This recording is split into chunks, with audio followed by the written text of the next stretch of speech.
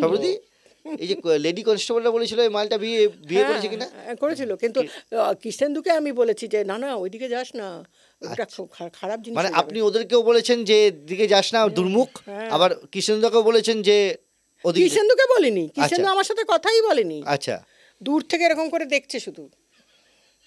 মানে সেটা কি কেন কে জানে, ওই জানে, ওই বলতে পারবে যে কেন কথা বলেনি। অন্য লোক, অন্য আমার 3টে ব্যাচমেট ছিল, কৃষ্ণেন্দু ছিল, অশোক বলতে বলে একজন ছেলে ছিল, তন্ময় বলেছিল, ওরা কথা বলছে, আমাকে খেতে নিয়ে যাচ্ছে এখানে হোটেলে। কি ভালো লাগা ছিল নাকি? অনেক সময় শুনেছি কৃষ্ণেন্দু কথা বলছে না, কৃষ্ণেন্দু অন্যদিকে তাকিয়ে আছে।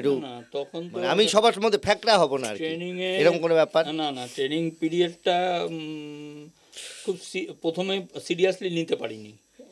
তারপরে যখন আমি বুঝলাম যে এই প্রফেশনটার থেকেও অনেক কিছু অ্যাচিভ করা যায়, বিশেষ করে আমার মতো সাধারণ শিক্ষার মানুষজন, আমি তো খুব পণ্ডিত না, তো আমি দেখলাম যখন আমি প্রফেশনটাকে ভালোবাসতে শুরু করলাম, তারপরে এই ভালোবাসাটা এলো। প্রফেশনটাকে আমার আগে ভালোবাসা। ও মানে প্রফেশন ভালোবাসা, সেই প্রফেশনে যে ভালো তাকে ভালোবাসা।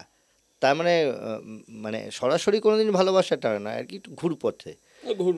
আচ্ছা, যাই হোক, তো এই যে সম্পর্ক হলো, বিয়ে হলো, সাহেবরা কেউ কিছু বললেন না? না, কোনো সাহেব কেউ কিছু বলেনি, বরং এনকারেজ করেছে। তাই মানে আমি বুঝতে পারতাম আমার কাছে তো ঢাক বাজাবে না বা ঢোল বাজাবে না। আপনি কোনোদিন কোনো সাহেব কিছু বলেনি। একবার কৃষ্ণেন্দু আর আমি সল্টলেকে আমার বাড়ি, পাঞ্জাব ন্যাশনাল ব্যাংকে দিয়ে যাচ্ছিলাম, ওই সময় মনে হয় কোনো সাহেবের ডিউটি, প্রেম তখন প্রেমের, হ্যাঁ, আমি আমাকে জাস্ট বাড়িতে ছেড়ে দিচ্ছে, ও চলে যাবে, ওর বাড়ি সোনারপুর, তো ও চলে যাবে আর কি। তো এই সময় মনে হয় আমাদের একজন সিনিয়র অফিসার ছিলেন, দেবাশিস রায় সাহেব। আচ্ছা, দেবাশিস, না দেবাশিস রায় সাহেব না, আরে আমার ডিআইজি ছিলেন, উনি ছিলেন ইয়েতে। তখন উনি আমাকে দেখলেন, দেখে বলেন কি ব্যাপার এখানে কেন? উনি ভেবেছেন আমি বেড়াতে গেছি। আমি বললাম এখানে আমার বাড়ি স্যার। এখানে কোথায় বাড়ি? মানে তখনও বিশ্বাস করছে না যে এখানে আমার বাড়ি হতে পারে। আর সঙ্গে তো দেখেছে, হ্যাঁ, এখানে কোথায় বাড়ি? ডবল এ ব্লকে। ও ডবল এ ব্লকের উল্টো দিকে ও ডিউটি করছে। ও ডবল এ ব্লকে বাড়ি, যাও, দাঁড়িয়ে আছো কেন? মানে এতক্ষণ প্রশ্ন করছিলেন, তারপর যে স্যাটিসফ্যাকশন হয়েছে সঙ্গে সঙ্গে বলছে যাও এবার। আমি জানি। তারপরে এই নিয়ে আরেকবার দেবাশিস রায় সাহেব উল্টোরাঙ্গা মোড়ে দাঁড়িয়েছিল, আমি আর ও দাঁড়িয়েছিলাম। ও সাহেবকে দেখে একটু ওই বাস শেড ছিল কংক্রিটের হাটকো মোড়ে, ওই শেডের ওই আর থামটা হয়ে গেল।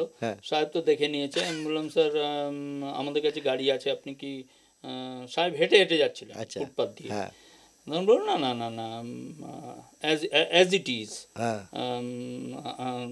উনি তো এরকম ছিলেন, উনি জেন্টলম্যান, একদম আউট অ্যান্ড আউট। হ্যাঁ,